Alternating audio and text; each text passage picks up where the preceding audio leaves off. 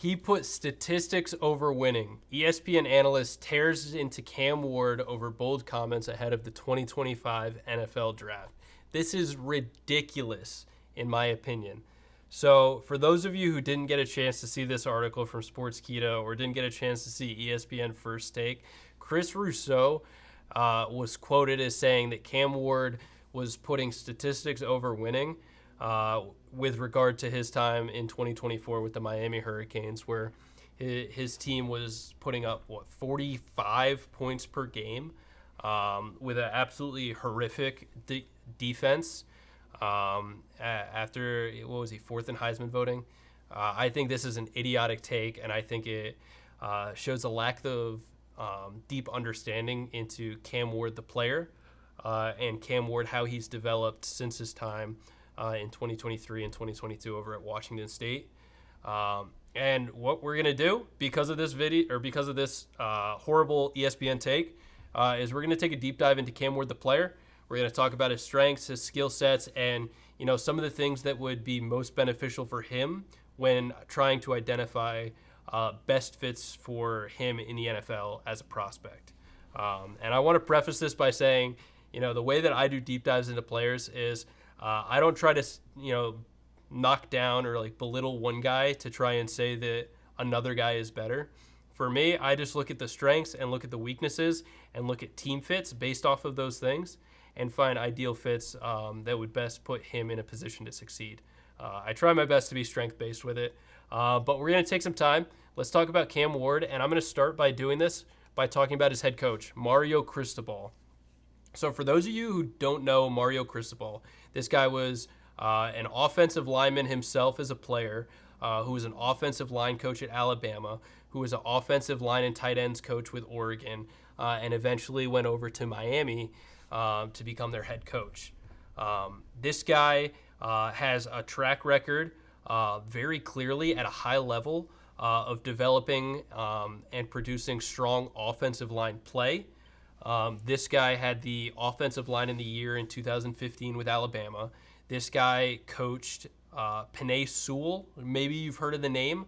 One of the best offensive tackles in the NFL right now. And at the time that Mario Cristobal was the coach for Penei Sewell, Penei Sewell ended up winning the Best Offensive Lineman in the Year award over at Oregon. This guy has a strong track record for offensive line development and offensive line play. And that's a very important theme to understand. And the other part of this that I want you to start to keep in the back of your mind is this guy was also a tight ends coach, which for those of you who haven't been following the last couple of years with coaching carousels, tight ends coaches have been very valuable and very sought after. We look at, I think the most recent one was the new offensive coordinator for the Houston Texans, is the former tight ends coach with the Los Angeles Rams. Of course, Dan Campbell was a former tight ends guy. Ben Johnson, former tight ends guy. The Denver Broncos' new OC was a former tight end coach. It's a running trend right now in the NFL to hire tight ends coaches because of their holistic understanding of offenses, because of the scope of what a tight end does. They're involved in the run game. They're involved in the pass game. They have a very dynamic role within an offense. And because of that, the coaches for tight ends are able to look at an offense much more holistically than a running back coach or a wide receiver coach, which makes them very strong offensive coordinators. And it's because of Mario Cristobal and who he is as a coach that I think shot Cam Ward's development into the stratosphere and helped make him the top prospect that he is. But at the same time, I think this credit does belong a lot to Cam Ward in his ability to be coachable and his ability to continue to improve from his time at Washington State. So I want to take some time and let's take a deep dive into Cam Ward himself, look at his stats. I'd love to go through all 22 film, but I'm not going to do that in this video. But to preface that, I will say that I think there's a lot of things that are taken with context and are best seen within watching the actual film of the game. And there's only so much that we can understand from looking at these stats. I tend to be biased and favor Cam Ward as a prospect, but if there's people that look less favorably onto him, maybe they look at these stats and interpret them a different way. but the purposes of this video is to share my interpretation of Cam Ward, the prospect, Cam Ward, the player. So for those of you who don't know, I'm looking at StatMuse here. StatMuse, I love the splits that they give year to year with regard to the player stats. And I think it helps better put into perspective the type of player that they are at their skill position. So before we take a dive into 2024, I want to bring us back to 2023 Cam Ward when he was at Washington State. So Cam Ward obviously was one of the top quarterbacks this past year at Miami, but also was like the top quarterback in the transfer portal coming out of Washington State. So this guy was able to develop from a very under-recruited player coming out of high school into the most sought-after transfer portal guy. This guy actually declared for the NFL draft last year and actually called it back. He pulled back his declaration of the draft so that way he could go and transfer and play at Miami. I think he declared for the draft as a point of leverage in his transfer portal negotiations with NIL. But either way, this is a guy that was prepared to go to the NFL last year. And I think he developed substantially after that 2023 year. And I think he benefited so much from going to Miami for a year. So what I want to bring your attention to is Cam Ward at the University or at Washington State University during his wins and losses in 2023. So the team was had 5 wins to 7 losses at Washington State. And when we look at this, in 2023, in Cam Ward's wins, he played great. This guy had 15 touchdowns to 0 interceptions, averaging 336 yards per game. And let's see here, he was only sacked 11 times across 5 games. So he had a little bit of pressure there. It's about 2 sacks per game. So there was a little bit of pressure. He also ran for another 5 touchdowns and had some fumbling issues, fumbling 5 times himself, losing 4 of those. So he also ran for 136 yards across those 5 games, which is something substantial to keep in mind. While Cam Ward isn't a dual threat per se, this dude has get out of the pocket and move around type of mobility to create plays as needed. But then when we look at Cam Ward in his losses, this is the part that I think is important to start to look at before we jump to 2024, because I think you're going to see some radical changes. So this guy, he averaged less yards per game at 293 yards per game, so about 300. So less touchdowns. He threw 10 touchdowns to 7 interceptions. And then on top of that, he only had 8 rushing yards in 7 games. He also had 3 rushing touchdowns in those 8 yards rushing. So there is a stark difference in 2023 from Cam Ward during his wins and Cam Ward during his losses. I think we can learn a lot about a player at their lowest point when they lose, to better understand, how much are they to blame for the reason the team lost. Of course, football is a team sport. Everybody's to blame for a loss. Everybody's to recognize for wins. But when it comes to quarterback play and you're touching the ball every single play of the game, you have a heavy influence over wins and losses. So him turning the ball over, every interception that Cam Ward threw last year, not last year, 2 years ago at Washington State, was a game that they lost, which I find to be extremely, extremely problematic for him as a player. And the fact that he only rushed for 8 yards across those 7 losses tells me that this guy was sticking in the pocket, and he was using his arm to try and save him from situations, which resulted in turnovers. And we can tell that he was trying to use his arm to save himself because this dude was getting eaten alive. This dude was getting sacked 28 times across 7 games. The pressure kept getting in. The blocking schemes were not helping protect Cam Ward. He wasn't scrambling out of the pocket. He was trying to be a statue and deliver passes with his arm to try and make something happen. And it didn't work. And the team ended up losing games because of it. And This is the point of growth that I think you're going to see a stark change in Cam Ward as a player and how he does things. And you can even see across month to month, he started the year strong, 13 touchdowns in his first 4 games to 0 interceptions, averaging 348 yards, or 349 if you want to round up, yards per game. And then he the next 4 games in October, only 3 touchdowns to 3 interceptions, 285 yards per game. There's a stark drop off. Then the last 4 in November, he picks it up a little bit there. He starts scoring more touchdowns, back up to 9 touchdowns to 4 interceptions at 300 yards per game. What we can see here is the roller coaster of Cam Ward that was his Washington State year. You see some highs, you see some lows, but you also see some problems with his decision making and how he goes about attacking defenses in high pressure situations. But in the month of November, the end of the year, when stakes get higher, and seeding becomes more significant on where your team places, he was able to bounce back from his performances in October and give you a product on the field that was better.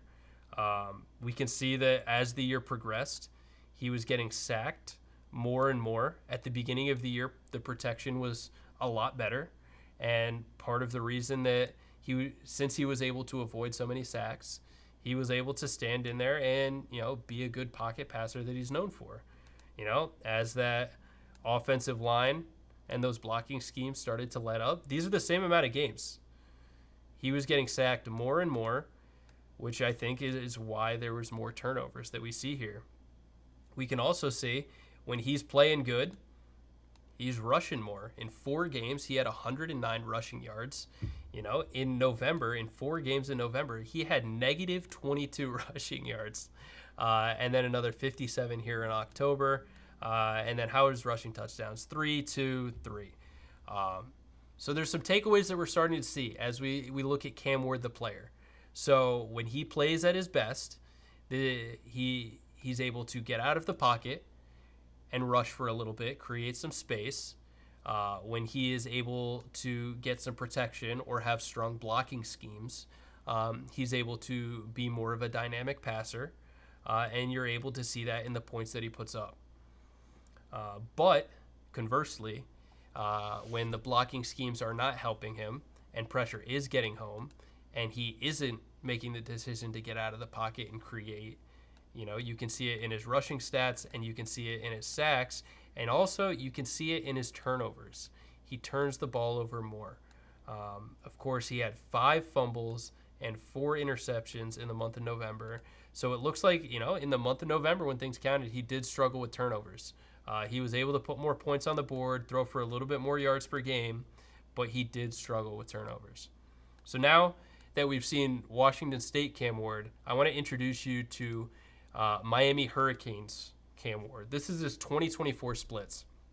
In 2024, when we look at his wins and losses, he had 10 wins to 3 losses. In his wins, he threw 342 yards per game.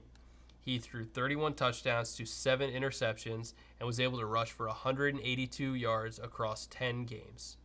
In his losses, he had 295 yards per game, so about 300 yards per game, to 8 touchdowns, 0 interceptions.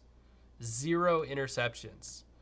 On top of that, he ran for only 22 yards. He fumbled the ball once. So if we look at just comparing 2023 Cam Ward, the guy who every single interception he threw in 2023 was during a loss, to 2024 Cam Ward, every interception Cam Ward threw last year was in a game that they won. On top of that, he threw 8 touchdowns in 3 games played in those losses. So what does this tell us about Cam Ward's development from 2023 to 2024? This guy was able to clean up his decision making. This guy was able to play a cleaner brand of football that you can make the case now. A lot of the blame for why Miami lost could be attributed to someone else, right? And if we scroll down just a little bit to look at some of his team's rankings, this team averaged 44.2 points per game, which was good for third in the NCAA. They had 359 passing yards per game, which was good for fourth in the NCAA. And they were 66th in opposition points per game at 23.9. 66th. So if we look at points per game for the opposition, the amount of points that the defense is giving up to the offense, they were 66th.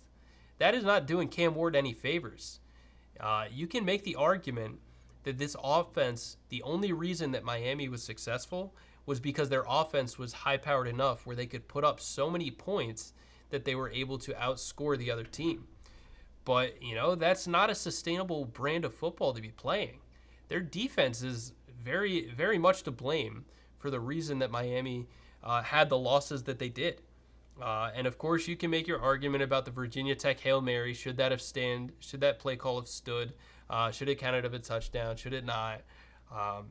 But while there was a lot of ugly wins that Miami had to keep themselves alive in the playoffs, moving out through the whole season, a lot of those wins, even though they were ugly, was because of the improvisational ability that Cam Ward possesses.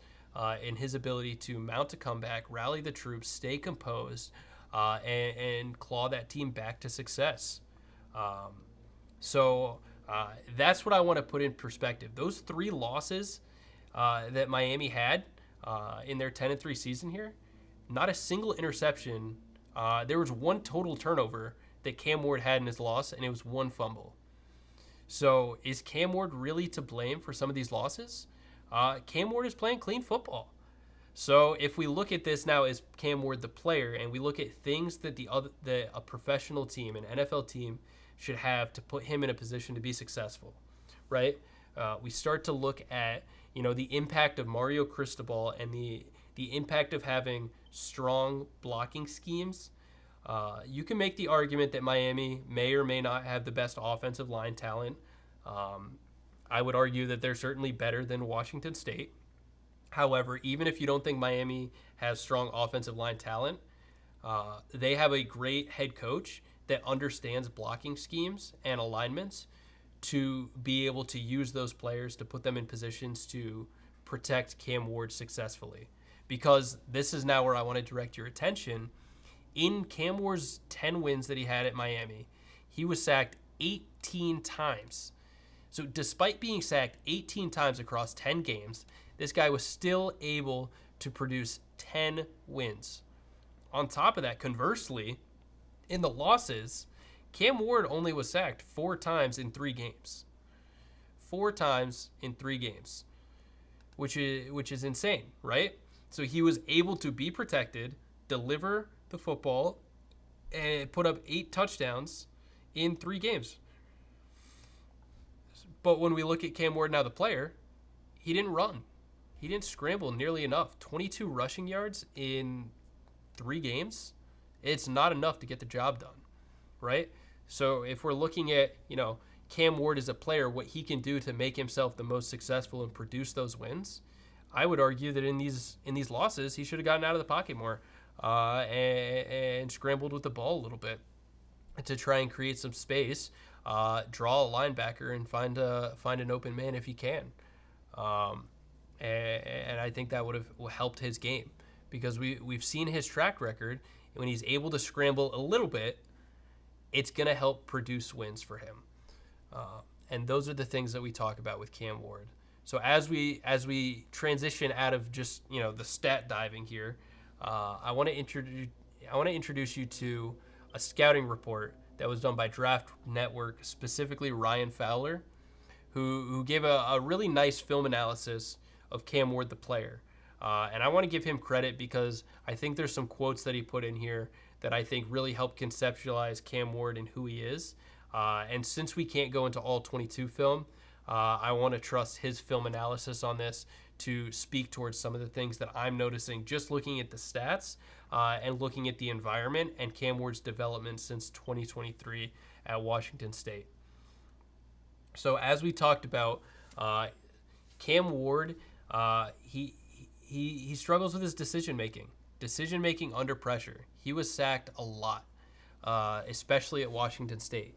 And what we saw when he was getting that kind of pressure is he struggled with his decision making, which led to turnovers. And I'm sure you would see it in those situations back at Washington State too. There was probably mechanical things that could also be blamed for those turnovers, right? And all of it is a byproduct of his decision making when he was under pressure.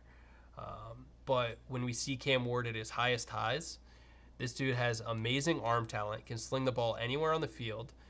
He has a very quick release. When he gets outside and scrambles, he's great improvisationally in creating opportunities to help bring Miami to a win and come back. And this guy's not afraid to throw the ball and throw it at all levels of the field. But I think the most astounding thing that we see with Cam Ward is this dude's poise is insane. This dude stands like flat-footed in the pocket and just appears so calm and so unfazed by anything going on, which is just amazing to see. I've never seen anything like that from a quarterback. To just have that level of poise and composure, I think is impressive. But his concerns, as we talked about, decision-making, mechanics, and hero ball, relying on his ability to try and save things as opposed to operating within the confines of what the offense is trying to provide, I absolutely think makes sense. But I want to just take some time and pull some quotes from this that help kind of put all of this into perspective. Where is it here? He's a constant pre-snap communicator who has shown the ability to alter protections, motion players to advantageous matchups, and adjust routes on the perimeter to exploit space. So this quote, I want to credit to Mario Cristobal and partially why Cam Ward was able to develop from 2023 to 2024. Cam Ward was able to choose Miami, put himself into an environment where he could learn under the guidance of a coach like Mario Cristobal, who has such a strong track record in understanding of blocking schemes and alignments, from the tight end coaching, from the offensive line coaching, from the offensive line perspective as a player himself, that Cam Ward was able to absorb and learn all of that and become almost a coordinator on the field for the Miami Hurricanes. His ability to manipulate and read pre-snap and put his receivers in positions to be successful, put his blockers in positions to better protect him, I think is all credit to what him and Mario Cristobal were able to develop together. And that skill set to be able to do that is going to be extremely valuable at the next level in the NFL. All of that is those are intangibles that every coach is going to look for. And I think the fact that he was able to develop like this in just 1 year with Miami speaks to his level of coachability, that you are able to develop this guy, right? A lot of the time when we're asking the question about decision-making, can it be developed? Well, it's kind of subjective. It depends on the player, right? Is he willing to be coached? Is he willing to face the noise, face the criticism, and do what it takes to improve? And I think this shows that Cam Ward absolutely is that type of guy. And is absolutely someone who's willing to be coachable and willing to learn from the people that are put there to coach and develop these players. And being able to understand offenses and defenses enough to be able to make those adjustments the right way to be successful, I think is just amazing to see. But then the next part of this, right, is Ward isn't afraid to live in the intermediate areas, but is never one to shy away from a vertical shot. He's a wideout's best friend due to his knack for attacking one-on-one coverage down the field, where Ward will trust the surrounding talent to make plays on the football.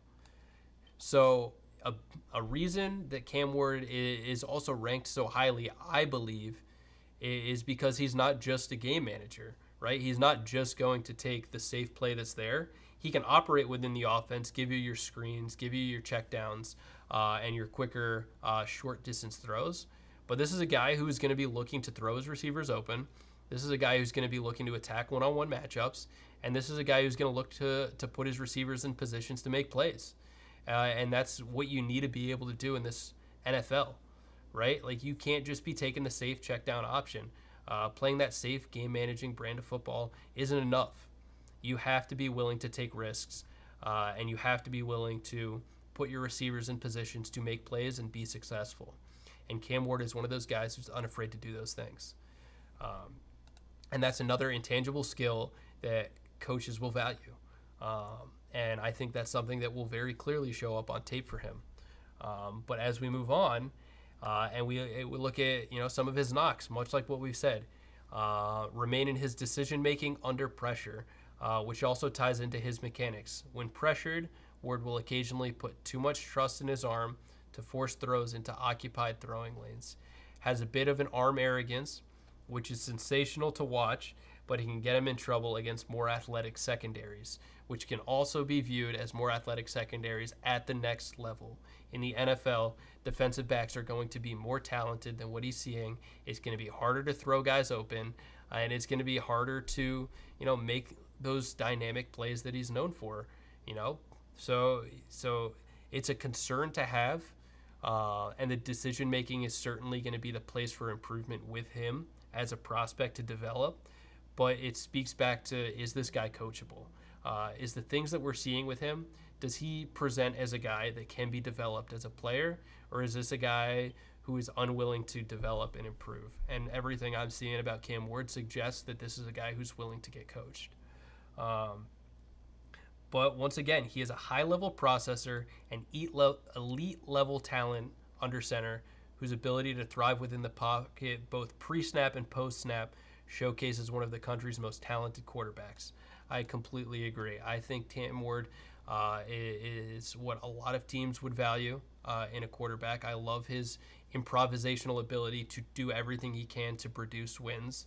I think we've seen development from 2023 to 2024 that speak to his level of coachability and help us identify three key things about Cam Ward when we're looking at ideal fits for the next level. So one, receivers who can create separation at multiple levels. So what this means is if Cam Ward is a guy who likes to challenge all levels of the field, challenge one-on-one coverages, try and throw guys open and take those calculated risks, then he needs guys at the next level that are going to be able to help him out with trying to create that same separation and create those opportunities for Cam Ward to try and get them the ball. Next is a defense capable of keeping games manageable. As we saw in 2024 at Miami, that defense was letting up points left and right and constantly had Cam Ward in a position where he had to put up tons and tons and tons of points in order to try and scrounge out and win games, which he was able to do most of the time. 3 of those times he wasn't able to overcome it, but for the most part he was. But imagine if he was with a defense that was able to make stops, force 3 and outs, force turnovers, make some plays, and keep games lower scoring for him. Miami would have been an unbelievably scary team in the college football playoffs if that was the case. And 3, a coach who can be creative with blocking schemes. And I'm not talking about just having good offensive line talent, but having a coach who has a very good understanding of how to be creative with the blockers that they have, even if they may not be the most overwhelming or valuable talents, if that makes sense. And the 3 teams that I think would be the most ideal fit for Cam Ward, based off of his strengths, his skill sets, and what the team currently has, would be these 3 teams in no order. So for the Giants, they have Malik Neighbors, they have Wan'Dale Robinson, who I'm a fan of. They have Theo Johnson, the tight end out of Penn State that they drafted last year, who I'm also a fan of. And they honestly have Jalen Hyatt, who's a guy that I think has just been underutilized within that offense. I don't think they've really given him opportunities as a true deep threat. But they have Jalen Hyatt, who's a deep threat. They have Wan'Dale Robinson, who's your elite number 1 wide receiver who can run routes and attack DBs at all levels of the field. And then you have Wan'Dale Robinson, who can do a lot of run after catch, short, quick screen, underneath run after catch stuff. And I think they have a guy that fits into those boxes for all levels of the field, including Theo Johnson, who I think is going to have an expanded role. On top of that, I do like Brian Dable as a coach. I think he's drastically underperformed with the Giants. Part of it is due to the personnel that the GM has put onto the field, which has not helped them. But part of it is, of course, to blame Brian Dable. But with that being said, I think that Brian Dable has shown that he can coach a team to the playoffs. I mean, he led a Daniel Jones-led Giants team to the playoffs to try and make a run. And I think Brian Dable is a guy who can be creative with blocking schemes to put Cam Ward in positions to be successful. Does this mean that the Giants go with Cam Ward? Absolutely not. You know, there's a lot of speculation that they favor Shedeur Sanders. Maybe they do, maybe they don't. But just based off of Cam Ward's strengths, I think the Giants sound like a good fit for him.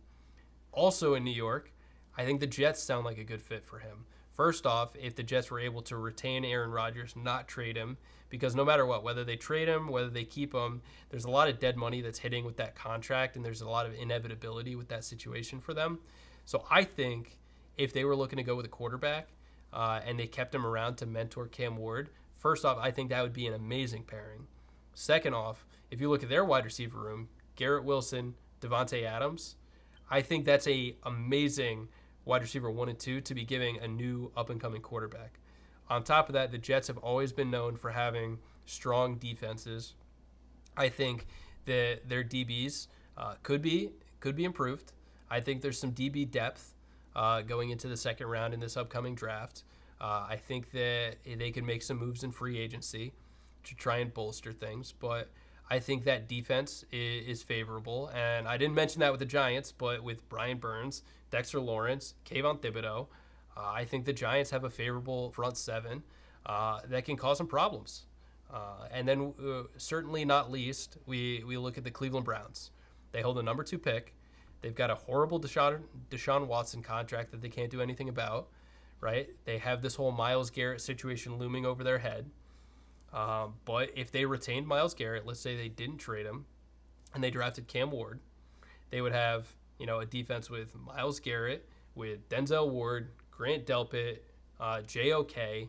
That is a very strong defense. They can absolutely cause problems and can absolutely keep teams in games, right? They probably have no free agency money, but if they can get some minimum guys that can help make plays, or they can hit on some of these later wide receivers, maybe even draft Xavier Restrepo later on in this draft and pair him up with his teammate here in Cleveland, you'd have Jerry Jeudy, who had a great year last year, with possibly Xavier Restrepo. Unfortunately, they lose Elijah Moore to do a lot of short stuff and run after catch stuff. But I like Cedric Tillman. Go Vols. I think he was a wide receiver that showed a lot last year with the Cleveland Browns. And I just think that they're another good fit. The other 2 teams that I will mention that I didn't think were good fits was the Tennessee Titans, because I think if the Tennessee Titans drafted Cam Ward, I think that they don't have the wide receivers that can create separation anymore that would help benefit Cam Ward. And I feel like if he goes to Tennessee, which is very likely, he would have a very turnover-heavy year that would affect the success that Cam Ward would have in year 1. And I also think that their offensive line is questionable, and their head coach is a questionable hire. I don't know his ability to be creative with their blocking schemes to help benefit Cam Ward, which is why I think he'll constantly be under pressure, constantly be relying on his arm to save him, not really scramble out of the pocket, and he'll have to, it'll lead to a lot of turnovers, which we've all seen in the stats is his track record of how that happens. And then you look at the Cleveland Browns. They have Kevin Stefanski, former coach of the year.